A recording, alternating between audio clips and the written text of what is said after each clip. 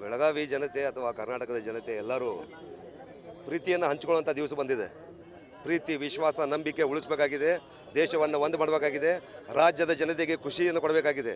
ಅದಕ್ಕೋಸ್ಕರ ಈ ಒಂದು ಪ್ರೋಗ್ರಾಮನ್ನು ನಾವು ಇಟ್ಕೊಂಡಿದ್ದೀವಿ. ಇದರಿಂದ ಜನಗಳಿಗೆ ತುಂಬ ಕಲೀಲಿಕ್ಕೆ ಸಿಗುತ್ತೆ.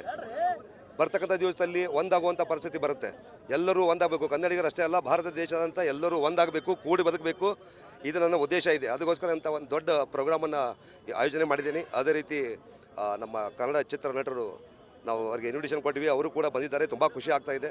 ಅದೇ ರೀತಿ ಪ್ರವೀಣ್ ಶೆಟ್ಟಿ ಅವರು ಕೂಡ ಅವರು ಇದ್ದಾರೆ. ಅದೇ ರೀತಿ ನನ್ನ ಪ್ರೀತಿಯ ತಮ್ಮ ಅಭಿ ತುಂಬ ಚೆನ್ನಾಗಿ ಆರ್ಗನೈಸ್ ಮಾಡಿದ್ದಾನೆ. ಎಲ್ಲ ಇದಕ್ಕೆ ತುಂಬ ಜನ ಸಪೋರ್ಟ್ ಮಾಡಿದ್ದಾರೆ. ಎಲ್ಲ ಕನ್ನಡದ ಪ್ರೇಮಿಗಳಾಗಿರ್ಬೋದು, ನನ್ನ ಸ್ನೇಹಿತರಾಗಿರ್ಬೋದು, ನನ್ನ ಬಳಗ ಆಗಿರ್ಬೋದು, ಎಲ್ಲರೂ ತುಂಬ ಸಪೋರ್ಟ್ ಮಾಡ್ತಾಯಿದ್ದಾರೆ. ಮತ್ತು ಇದು ಭಾಳ ಅದ್ಧೂರಿಯಾಗಿ ನಡೆಯುತ್ತೆ. ಸಾಯಂಕಾಲ ಭಾಳಷ್ಟು ವಿಷಯ ಕರ್ನಾಟಕದ ಜನತೆಗೆ ಅಷ್ಟಲ್ಲ, ಪೂರ ಭಾರತ ದೇಶಕ್ಕೆ ಎಲ್ಲರಿಗೂ ಗೊತ್ತಾಗುತ್ತಿದೆ ಇವತ್ತು.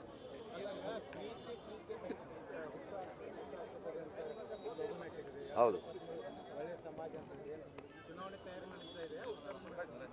ಚುನಾವಣೆ ತಯಾರಿ ಇದ್ದರೆ ಈ ರೀತಿ ಇರ್ತಿರಲಿಲ್ಲ, ಅದು ಬೇರೆ ಇರ್ತಿತ್ತು. ಇದು ಚುನಾವಣೆ ಇಲ್ಲ, ಪ್ರೀತಿಯನ್ನು ಹುಟ್ಟಾಕಬೇಕಾಗಿದೆ. ಈಗ ದೇಶದಲ್ಲಿ, ರಾಜ್ಯದಲ್ಲಿ ಹೊಡಿ ಕಡಿ, ಜಾತಿ, ಧರ್ಮ ಇದೇ ನಡೀತಾ ಇದೆ. ಇದೆಲ್ಲ ಬಂದ್ ಆಗಬೇಕು. ನಾಟಕ ಕಂಪ್ನಿ ಎಲ್ಲ ಬಂದ್ ಮಾಡಿಸ್ಬೇಕಾಗಿದೆ. ಅದಕ್ಕೋಸ್ಕರ ಇದೊಂದು ಹೋರಾಟ ಇದೆ. ಸಾಯಂಕಾಲ ಎಲ್ಲರಿಗೂ ತಿಳಿಯುತ್ತೆ, ಪ್ರೀತಿಗಾಗಿ ಬದುಕಬೇಕಾಗಿದೆ. ಪ್ರೀತಿಯಲ್ಲಿ ದಮ್ ಇದೆ, ದುಡ್ಡಿನಲ್ಲಿ ದಮ್ ಇಲ್ಲ ಅಂತೇಳಿ ತೋರಿಸ್ಲಿಕ್ಕೆ ಹೊರಡ್ತಾ ಇದ್ದೀನಿ ನಾನು.